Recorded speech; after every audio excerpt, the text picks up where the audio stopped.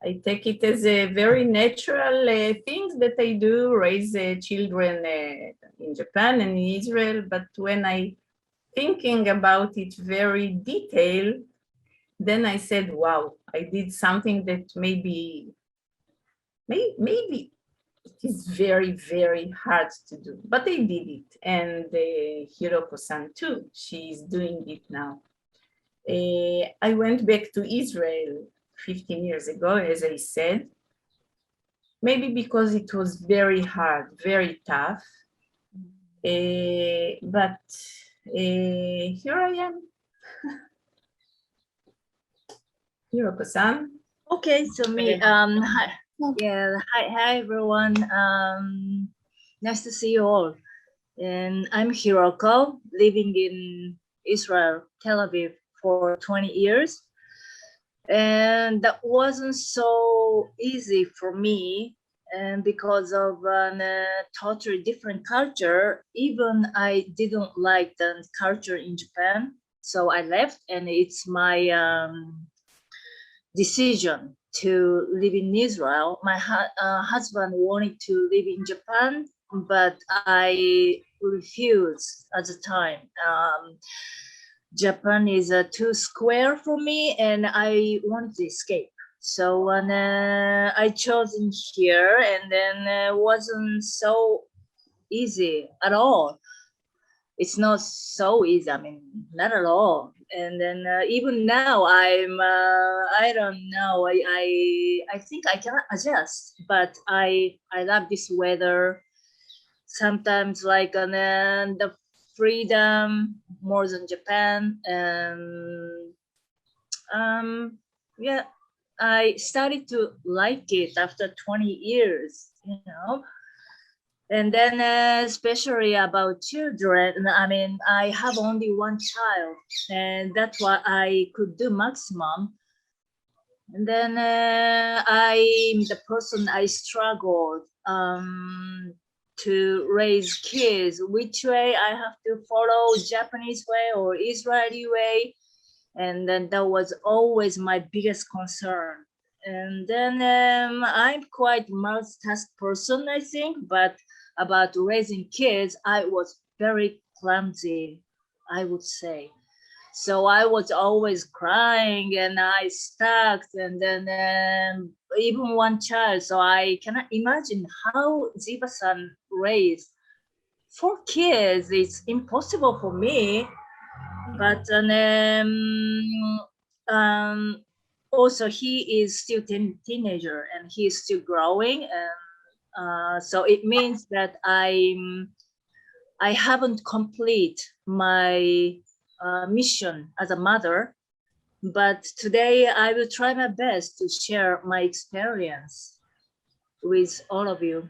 Okay, so 頑張ります。I must say, Hiroko-san, that we never finish our mission as a parent. Yeah, that's true. That's true. It's good. Right? It's good and tough, but this is the way. Yes, I know. Thank you very much. So I'm in my first few years as a mother, and this topic was is very close to my heart, as being a mother that's raising her children abroad with some family support, but not my family support. So I would love to hear your experience on that, and especially we thought to make this meeting a few months ago, right? When it was the Jewish Rosh Hashanah, and we want to talk about holidays, and when the time that when we grow up, we were around our families, if it's Oshogat or if it's Rosh Hashanah. And actually, this topic is still relevant because nowadays it's Hanukkah. And as probably all of you know, every day you're hosting someone or you're going somewhere, but you have the holiday spirit. And in Japan, it's quite hard to go to the street and feel it's Hanukkah. And there are donuts all year long. And usually especially when it kind of, you have this Christmas spirit in the street, completely different than the Israeli atmosphere. And on the other hand, for Hiroko-san, from coming from a place that there is no this kind of a holiday spirit, and now get into it, it's probably a whole different atmosphere. So I would like to hear your experience on how was it a challenge to create or to create this holiday spirit, if it's Oshogatsu, if it's Hanukkah, any other holiday. And on the same time, I want to hear on how was it to be a part of a holiday that it's new to you, and probably you want to give your children both, right? So Ziva, shall we start with you, if you want to share with us? Yes, you know, I love holidays. Who doesn't? Yeah. And it was very tough in Japan. We lived in a very countryside, like 70 kilometers from the city and about 90 kilometers from the Jewish community in Kobe. So some holiday I managed to celebrate in the house with some friends, and some holiday we celebrate in the community synagogue in Kobe. But you know, most of the people, they couldn't understand, even my husband, my dear husband Masaki, he didn't understand the meaning of the holidays. And sometimes he said, no, it's not comfortable to have Leila Seder today. Maybe we will do it tomorrow. And I said, no way. Leila Seder is Leila Seder. It's the day we should do it. We should celebrate. But by year, it became easy because the kids start to remember the songs. And they start to remember the stories, and they would say, yeah, Ima, we know that Tu B'Shvat, we celebrate the trees and greenery. And so it became easy. But, you know, the holidays, most of the holidays, the Israeli holidays are Jewish holidays. So Jewish religion holiday, and some of them are nation holiday, like Yom Ha'atzmaut. So to mix the religious in our party was not problematic, but it was tough, meaning it is not that simple. I must say that we say by nail, I hold those days, and I celebrated with the kids. Sometimes they didn't like, and sometimes they came from school. So why we have to celebrate and change clothes and, you know, make it Yom Tov, like good day, special good day. But I fought to hold it, to celebrate it. It is part of our culture and part of my nature. And, you know, as I celebrate those holidays, I wanted very much to celebrate also the Japanese holidays, which my husband was on charge, and it was perfectly, and we celebrate everything. So I think it's very important. It's part of our culture, part of my kokoro. I think it's a very, very interesting point, is that you both take lead, each one in his culture, to do the best, to give your to one another and for your children. As we said, I think it was one of our first webinars, half is double, right? Yeah. So to be a part of both worlds, and it's not easy. So chapeau. Thank you very much for sharing. Hiroko-san? Yes, and actually we don't really follow to Japanese holidays, almost nothing. We just followed Israeli traditional national holidays, and I didn't even think about to follow a Japanese holidays. So, but every time I joined to Jewish holidays at kindergarten, also elementary school, I was always like, I felt very isolated because I didn't convert to a Jewish. I'm still Buddhist. And then they sing a song, and then it's my fault, but I didn't really try to learn Jewish holidays. So I was like, and I don't even know what they are singing about. So I was like, what the heck I'm doing here? And I felt so sad and isolated, and especially when I joined to the event by myself. So I was just sitting there, and then that was quite hard for me. But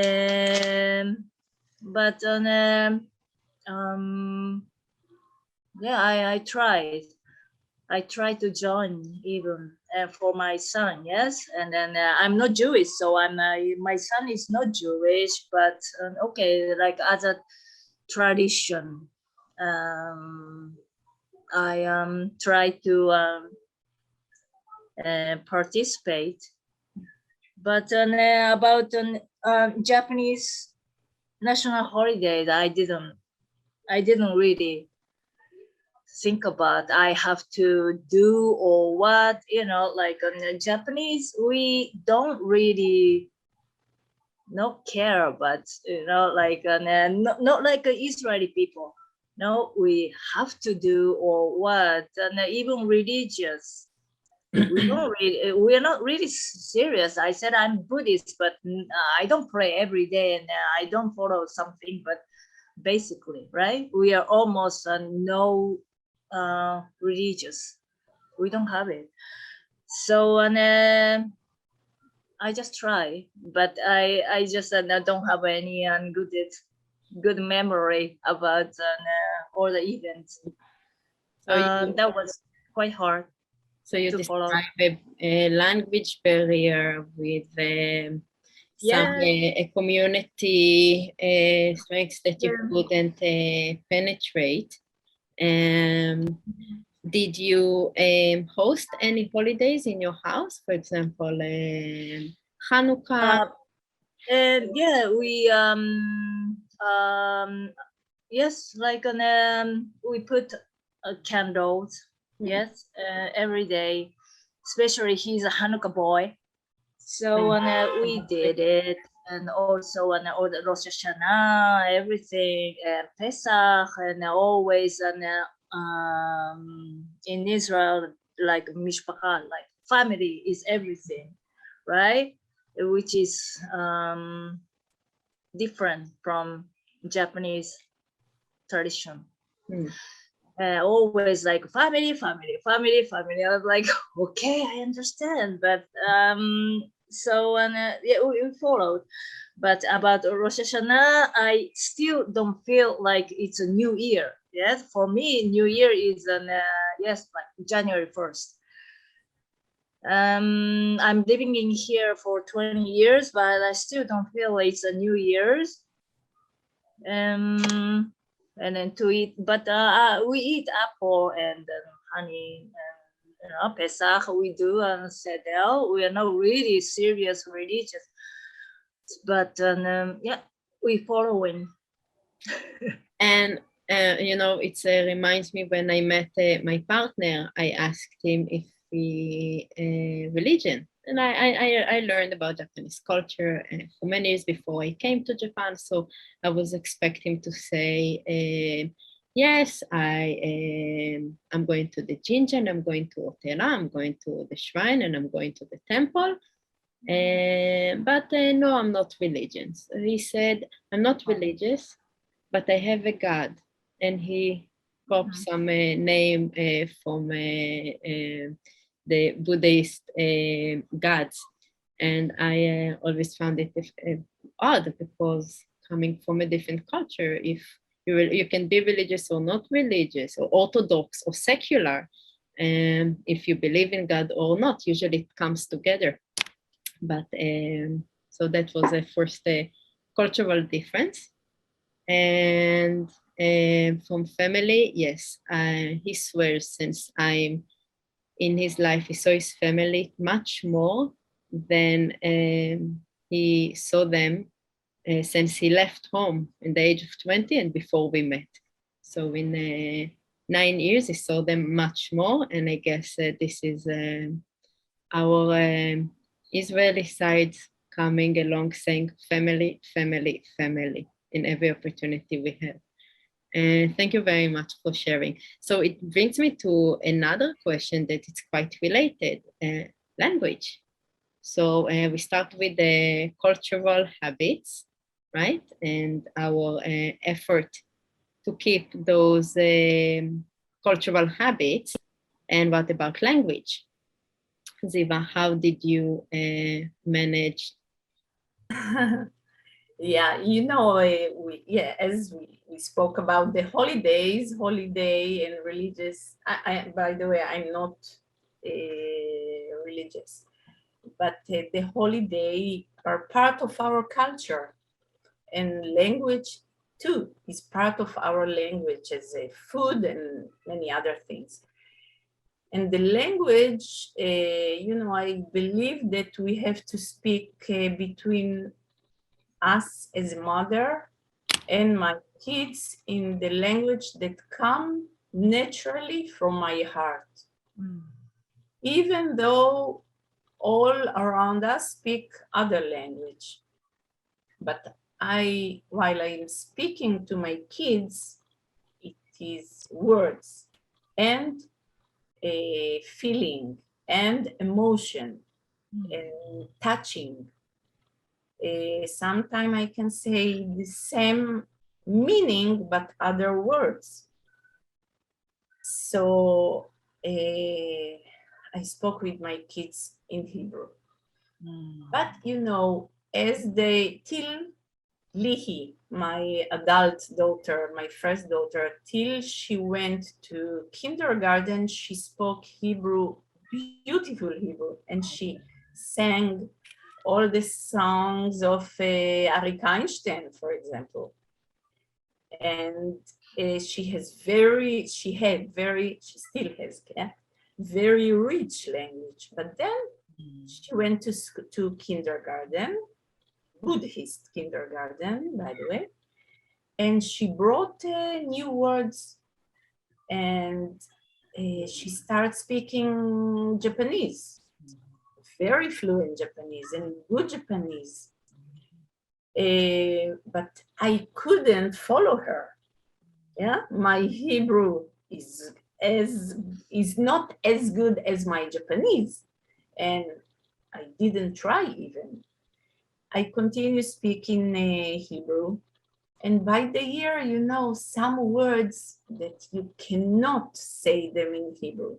They are not exist in Hebrew. They are sneaking to the language, to the Hebrew language. So I could say, boy le'echol gohan, gohan in Japanese, boy le'echol in Hebrew. Or when I came in to the house, I would say tadaima, because we don't have it in Hebrew. but it's part, as I say, it's part of the culture. I live in Japan, the the Japanese culture. To say Tadaima is just Japanese. Or when the kids went to play, or they have a examination, I would say Gambate. Because in Hebrew, like בהצלחה, בהצלחה too, and Gambate too. So some words sneaked into my Hebrew language, but I kept it. This was the most natural thing. I must say that it was very hard for us as a family because there were not any Israeli around us, Israeli people. They were all far away. So my kids heard just one way Hebrew. They didn't hear conversation. That's why our conversation was from my side Hebrew, from them side Japanese. I think it's enriched them so much, enriched the linguistic ability, but enriched very much the brain. I would go far and say that I think the brain is more flexible because I spoke my language 100%, my husband 100% Japanese. Between us, me and my husband, we spoke English. So I think it's they got good present from us. And I have a question. So let's say you around the kitchen, or you're sitting for dinner, and Masaki-san is not around, and it's just you and the kids. Between them, will they speak Japanese or Hebrew? Now? No. Back when they were kids in Japan, they spoke Japanese. Japanese between them. 100%. And when you came to Israel, you switched? Sometimes, when we wanted to speak like not a kind of secret, even though they don't like it, but in the bus, in the train, I would speak in Hebrew and tell them, please answer me in Hebrew. They did it, but it was like forced. Between other Israeli, they spoke basic Hebrew. Basic Hebrew, but they could communicate in Hebrew. Thank you very much. Hiroko-san, how was it for you? Yes, about language, I would say I made mistake. When he was very young age, of course, I wanted him to speak my language, yes. Then I was trying to talk to him in Japanese, but his reaction was like, why I don't understand what mom is saying, and well, something's wrong with me. And I could read from his face, and I felt very sorry, and I was like, no, it's not me, it's not you. So when I started to combine in Hebrew some word, also even in English, because I was talking to even now with my husband in English. So then I mixed. Then that wasn't a good idea. He didn't develop his Japanese, and then now he is he like our conversation is like this. I'm trying still to talk to him in Japanese, and his answer is always in English because he knows my Hebrew is not so good. So and it's quite strange, but like this, we are talking. So, and I would say to a young mom that even they confuse, they show their confusion, just be strong and then keep talking in your own language if you want, yes? Then like this, they will develop their language. And I can see around me, some Japanese, they are just be strong and keep talking in Japanese. Kids are developing. So about this, I made mistake, but I also, on the other hand, I didn't want to push him so strict. I just wanted to give him just at least basic, yes. So was a bit late, but it's still now I just keep talking to him in Japanese, and sometimes just Japanese word I never heard from his mouth. It comes up, and then it's in his mind, in his brain, and it's amazing. So I would suggest to everyone, just keep talking, no? So like this also, when I'm talking with my husband in English, of course they talk in Hebrew, and when he was very young age, I was talking in Japanese with my boy.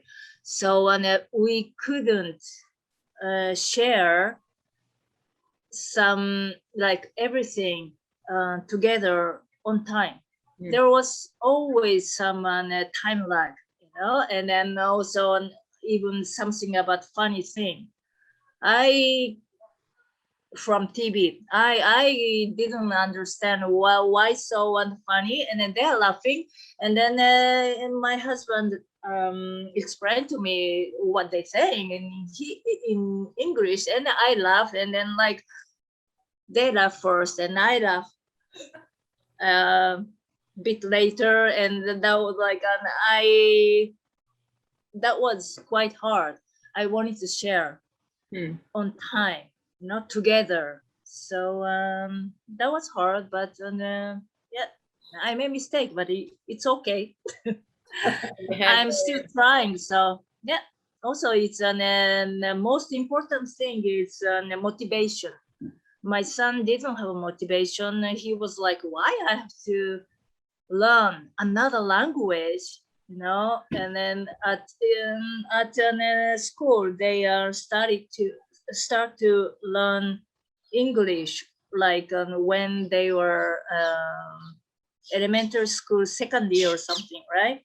And why me? Like, why I have to learn one more language? So when I was like, I know, I don't want to push him. Yes. So now he has a bit motivation because I started to teach Japanese to other people. Then he was like, wait a minute, what? I'm half Japanese, and it's quite embarrassed.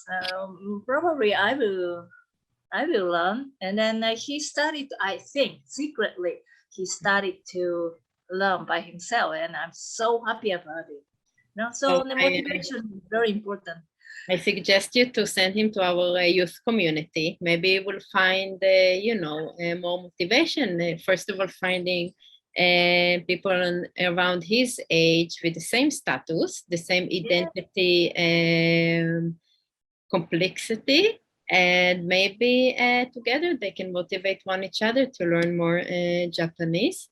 And yes, I think that as mothers, we have as mothers abroad, we have the hardest job is to keep this orchestra working together, right?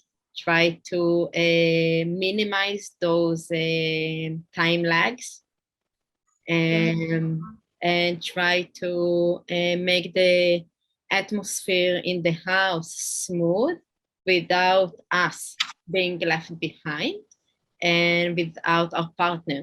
being left behind, and with keeping both of our identities and our, as Ziva said, our emotional language, right? So yes, it is a very, very hard work. I'm just start getting worried about when they start know kanji better than me. And yes. It will become. It will become. Don't fight it. I just start registering to Lehi's school and start to practice kanji again. But yeah, we need to know our advantage and disadvantage and teach our kids to accept us and love us either way. And you both mentioned it in both of the topics we talked about, and it leads me to, I would say, maybe the last question, and then we can open the stage for questions from the audience about community. So Ziva living far away in the countryside, and in general, as living in Kyoto and surrounded with few families, still, it can be very isolated from a community. So you kind of need to create yourself a community, right? And of course, nowadays with the online, the WhatsApp and the videos, so Ziva talked about one-sided conversations, they heard only you talking to them. So there was lacking of conversations. We nowadays, you don't really have it, right? You just call someone from Israel on WhatsApp and hope you have another conversation face to face, although it's the video. But still, nothing can change this physical community. And Hiroko-san would like to ask too, what about the community? So let's start with Ziva. Community, did you search for a community? I know you developed a community, but maybe you can tell the audience a bit about this experience. Yeah. You know, in Israel, we don't call it to make a community or create community. It just comes naturally. And you know, part of the audience now, it's my friends from the high school. Yeah, it's more than 40 years ago. Thank you, Uti and Ronit. And they are this is one of my community, the very long time ago friends. But each one of us, we have many communities. As I saw it in Japan, many friends of mine tried to create the community they belong to. So it comes in a kind of artificial way. Not all of them, yeah. In the village where I lived in Japan, in Chiska, I went in the morning with the kids to the playground, and we became a very nice community of the kids and the mother. And then in a rainy day, I offer my house as a playground, and they came. And slowly it became, you know, a group, community, whatever. And then when they went to school or kindergarten, we continue meet the mothers. So in a way, it became a community. Then during when the kids went to the kindergarten, I was part of I forgot the words, the Valdorim. PTA, yeah. And they were some women I enjoyed very much to spend the time with them. And again, I said, why won't we meet? Not in the kindergarten, but in my house, come. They were very happy. And of course, food and drinking while the kids in the kindergarten. and it became like part of our monthly schedule. We kept it for 3-4 years, and it was fantastic because it was supporting community, enriching community. I study a lot, I think they do, from each other, yeah. And we went some tour, like very short tour, yeah, till the kids come from school and the husband from work. So the communities became, we created kind of naturally. In Japan, it's very hard because they are afraid. Huh? The Japanese afraid of open them. It takes long time of protection. So this is my experience. But I had community. I had also the Jewish community. I had my husband friends community. He worked as an art teacher, an artist. And so many cycles. I gave and took what I could from each community. Thank you very, very much. It's very inspirational. Hiroko-san? Yes, and about the Japanese community, actually, I didn't try to find, because I left Japan because I didn't like the Japanese culture, which is very square for me. There's many frame, and there are many prohibited things to do. I mean, I didn't look for Japanese community in Israel. I was even trying to be away from them. But about an Israeli community, it's no choice. And when my son started to go to a kindergarten, and always every day someone wants to come to home, and after kindergarten he wants to go to friend and this, and like I was like his manager, okay, then next day, okay, who is coming, or where which home he's going, and like so busy, and then no choice. And also, and I was working, so I needed someone to help. So especially I had like 2 more parents. I was very close to them, and then we made like shift. And one day, one parent, one mom or father, take 3 of them, and then let them play at home or at Gina on the playground.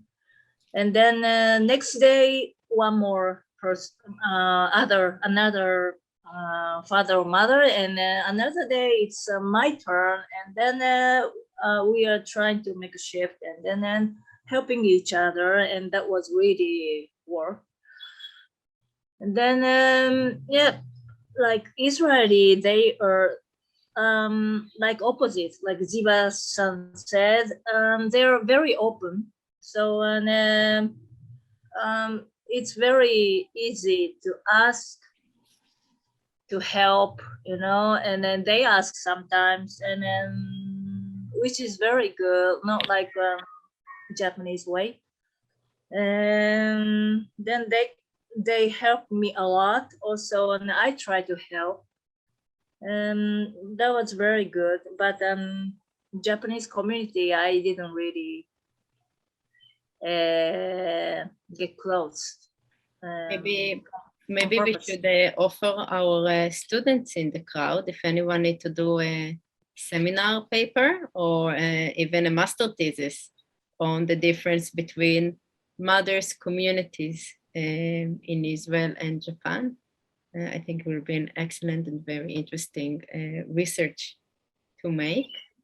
Me, myself, I'm living in a bit more international environment when I am the only one among my mama friends that speaks Japanese. So I help a lot, and that's part of the glue of the community. But we all are living abroad, so this is one community.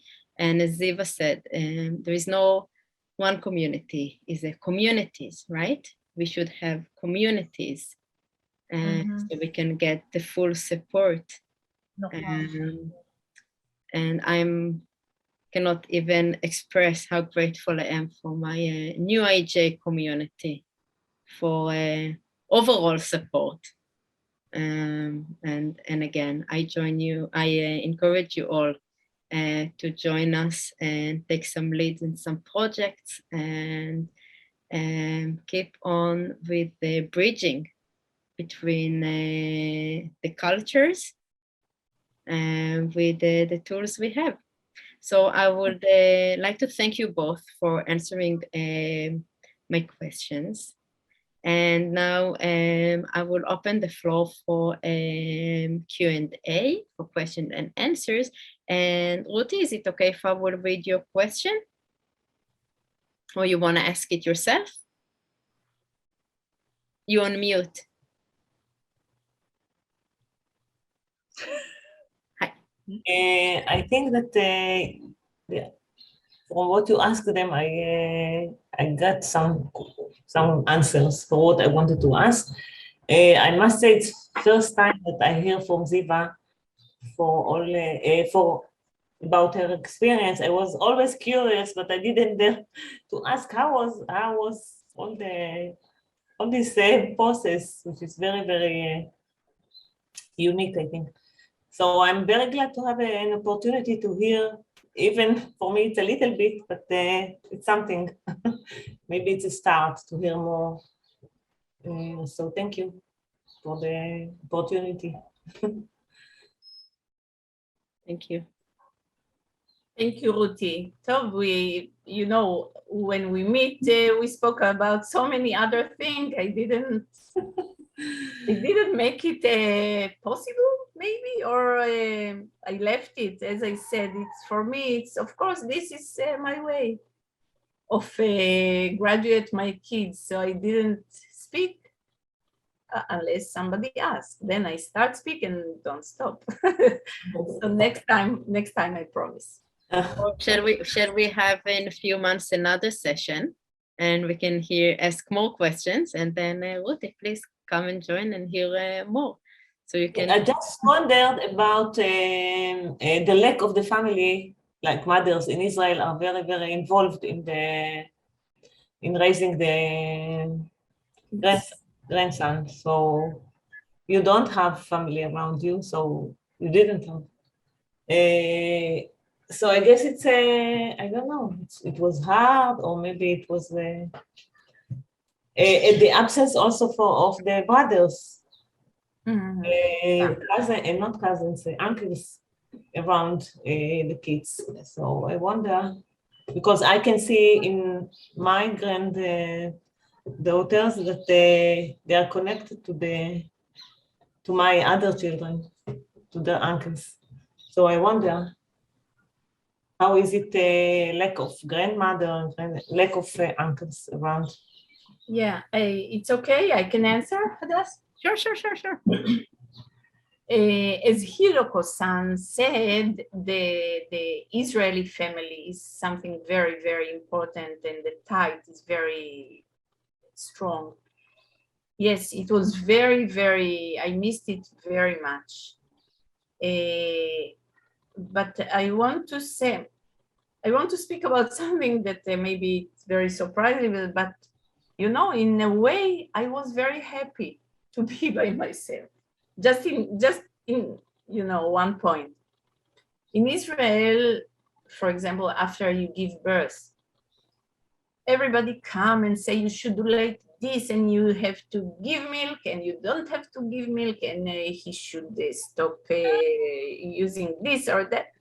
Everybody give you all the suggest, and everybody knows. And in Japan, I was by myself. My very, I love her, my mother-in-law, my husband's mother, my mother-in-law, one of the most beautiful women I ever saw. She came to help me after I gave birth. She stayed 2 or 3 weeks, I think. But then she left. She helped me physically, but also mentally. But then she left, and I stayed by myself with my husband. And it was good because I did everything naturally from my heart. Here and there, I called my sister in Israel and I got some advices from her. But nobody told me how to wash and what to wear and how to raise and all this. So this is, I just brought one good point. But of course, I feel very pity for them that they didn't grow up closely with them cousins, with an uncle, with grandmother, the Israeli grandmother, grandfather. Yes, I missed it. Hiroko-sama? I grow up in the family. We didn't have so much good relation, strong relation. But so when for me, my mother-in-law came to help us, but actually that was very hard for me. And everything I do, she said, not like this, not like this, not like this, and then was very hard for me. But she really helped me about physically, yes, not mentally, but physically, and I really appreciate it. And she passed away last December, so she was the best grandma in the world, yes, but she wasn't best mother-in-law for me, but but I really appreciate. Yes, I'm not Jewish, but she 100% she accepted me. She was very nice to me, and then I really appreciate. But that was hard for me. And then also, always my biggest concern for raising kids was which way I should follow, Japanese way or Israeli, which is totally different. Yes, and here's some example. Once I was sitting in Aroma. Aroma is a chain store cafe in Israel. And then close to my table, there was some mother was sitting and drinking coffee. And then with two small children, two boys, like 4 or 5 years old, anyway, before elementary school. And then they started to climb up to a table, and then started to jump from table to the ground. And then I was sure, or I was expecting, the mother will warn them, yes, stop it. But the word came out from their mother. I couldn't believe she said, like good boys, like, oh, I'm proud of you. You can jump from this high. I was like, what that, and then I was watching her like this, and then she couldn't take my message, yes. And then It's probably extreme example, but in Japan, for sure, it's the parents warn them. Yes, what are you guys doing? Stop it! And the first of all, to get up on the table with shoes is totally prohibited, right? And then I was like, no, I was very against about this, and the mother's reaction, and also not everyone. Yes, I'm not saying everyone is like this in Israel, but I can see everything is pretty much allowed. But on the other hand, like Japan, we put many frames on children, but it's too much. Both way is extreme, yes? So while I was always concerning which way I should follow, and I was struggling a lot. And one of my Japanese friend, he had at the time already like 2 girls, and he said to me that if I am thinking to raise kids in Israel, you shouldn't put so much discipline, yes? Otherwise, they cannot survive in this country, in among the Israeli kids. I agree, yes? They are so, sometimes too overconfidence, and then because of the way they are raised, they don't have any limit. So but I put some limit, and I gave him some freedom. I took sort of, I combined both way. And then now he knows how to behave to Israeli kids, and then how to behave Japanese way, which is very quiet and very oriko-chan, yes. And then many, I was told from parents time to time that how are you raising this boy? Amazing, So I was like, of course, because I'm putting some limits. So now I don't agree with both ways, which is extreme. Both way is extreme. But I would say to a young mother living in different country from their own country, just go with your heart. Yes, there is no one like must.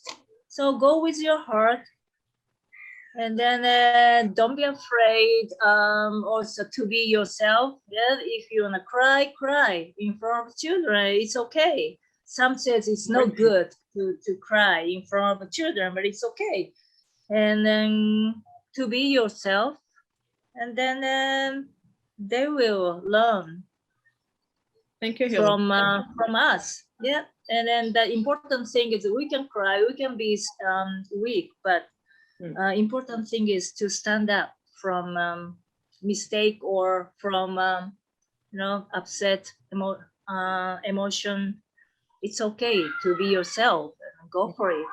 That's why I wanna advise to young mothers. I would say that it's more than important, it's needed, because then they know how to behave when they are in need of crying or when they upset. It's okay to be upset. And they learn from you how to behave when they're upset, right? One of the, I remember we went out and Riku was still maybe 1 year, and he was 1 year old, and he was already running all around and making a mess. And I let him, because he's 1 year old. It's fine to make a mess. He learns, right? He learns boundaries. He learns to stable himself. And my partner was like, no, we have to sit down. And we went home and we had a conversation on when do we need to put limits and when not? When it's, we got to the conclusion, it's exactly what you said. You need to teach how to behave in certain situations. Cookie or Yomelu, yeah? To be able to read the situation and know how to behave in that situation. And when we together somewhere and the boys behave like boys, we stop for a second, we look at each other, we, between us, kind of understand what the situation, and then know if we need to restrict some behavior or we need to let it be. But it, you always have to think, right?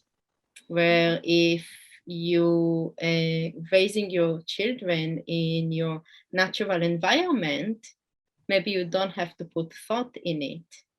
But when you don't do it in your natural environment, you always have to think on cultural differences, on cultural behaviors, and what is sometimes not come naturally for you. On the other hand, going back to the start of the conversation, we want them to know our culture in the natural way, right? So yeah, it's a constant challenge. And what did you say in the start of the conversation, Siva? It never ends. Never ends. Yeah. Any more questions?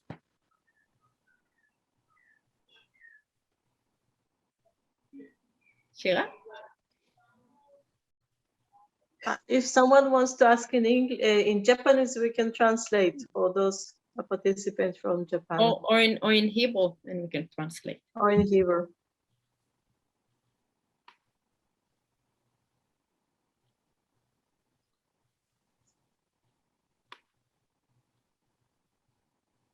Okay.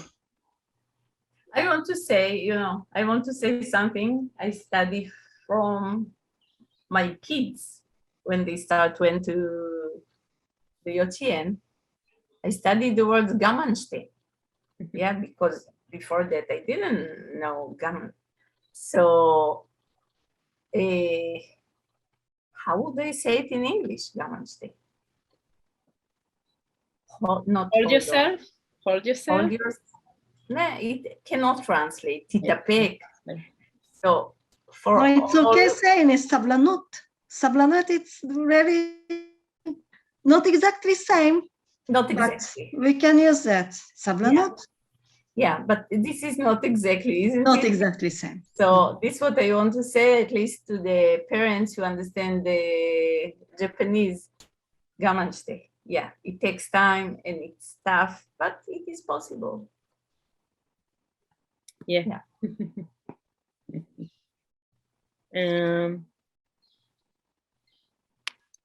Just a second, someone wrote something.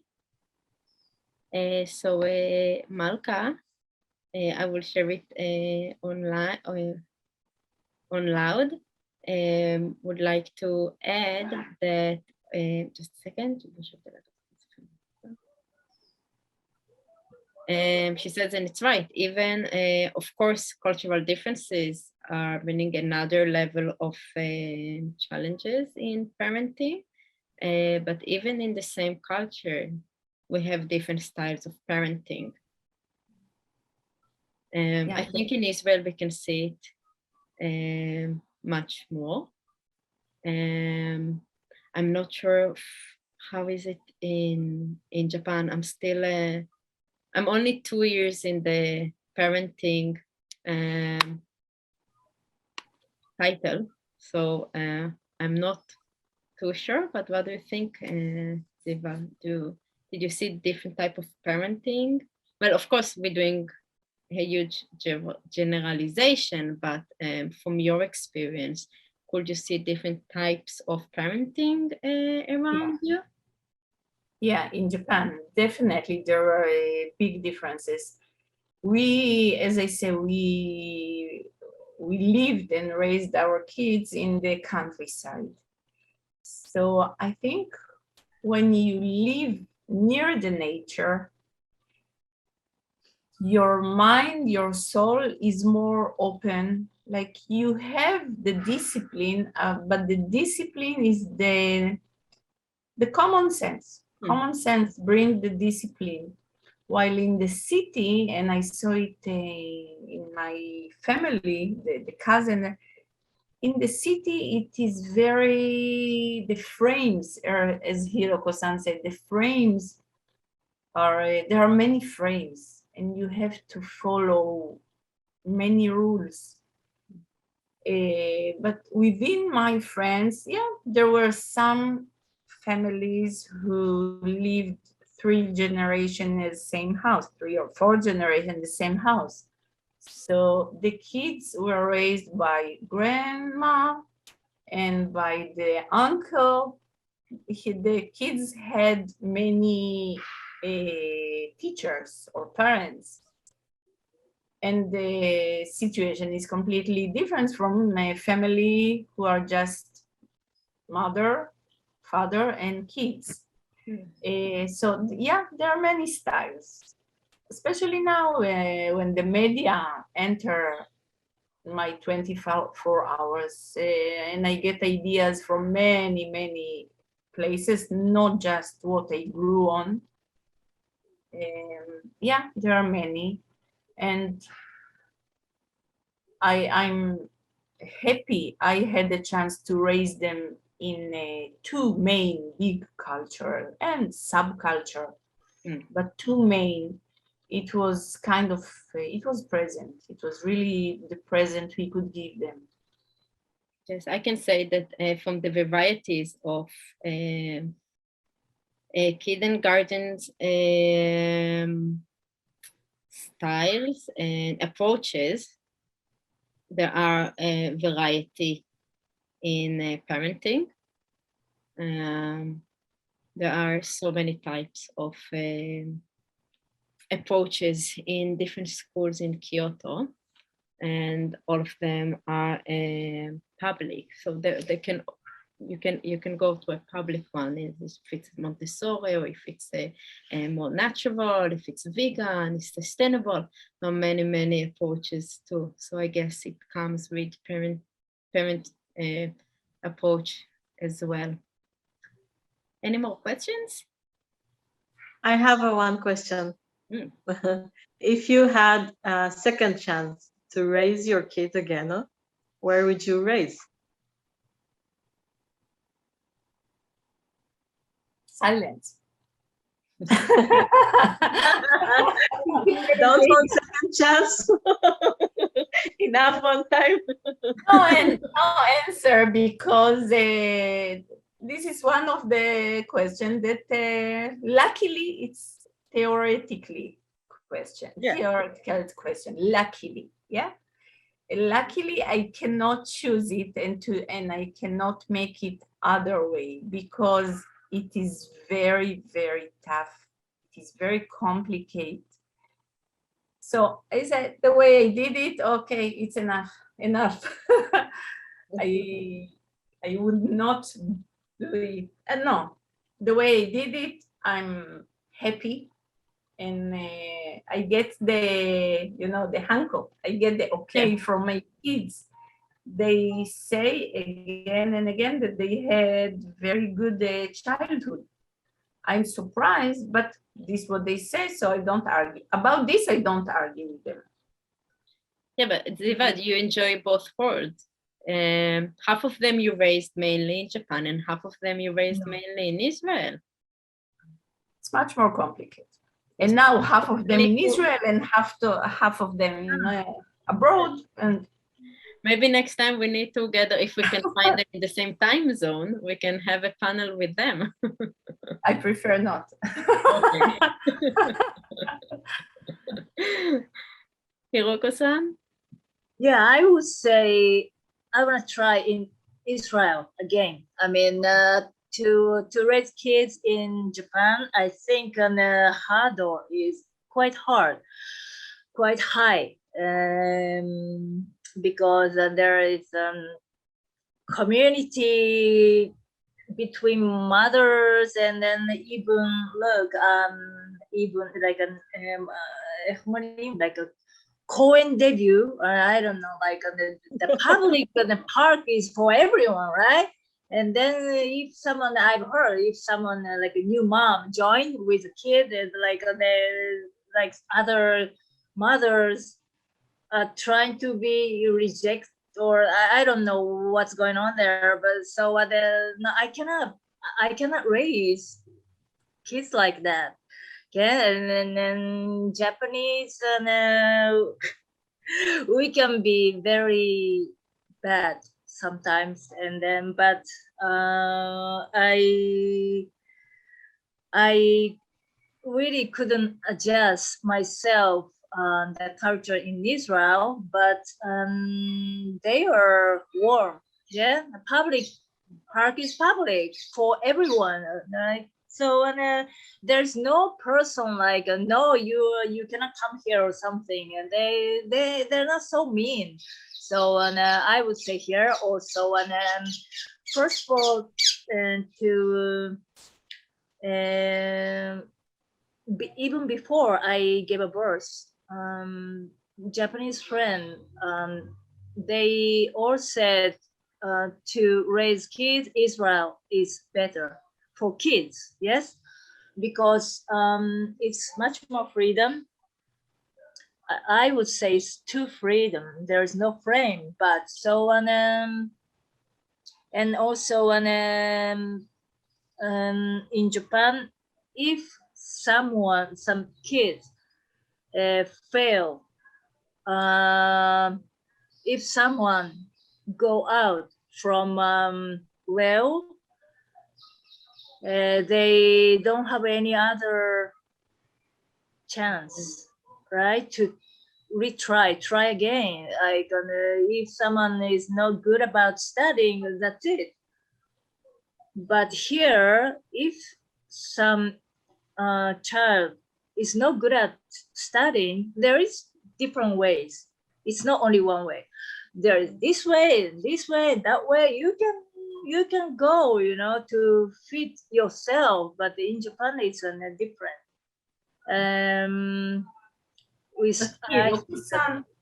Roko-san, I must say that in Japan, the countryside and the city like that side is big difference, isn't it? I felt in the countryside, I would say I enjoyed very much to raise the kids there in the countryside. Oh, really? In the small school, in the playground, which is open to anyone.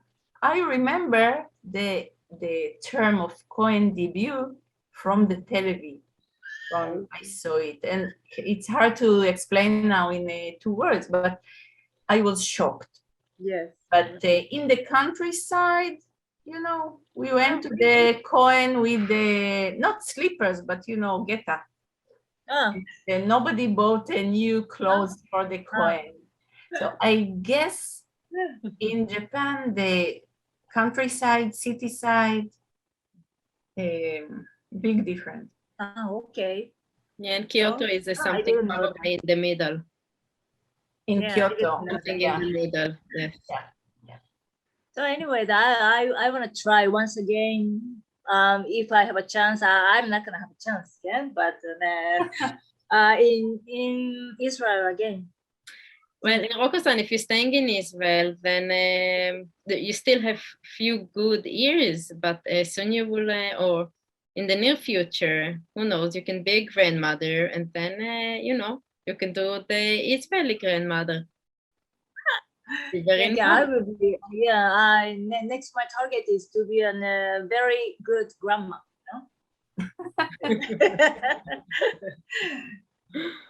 Yes.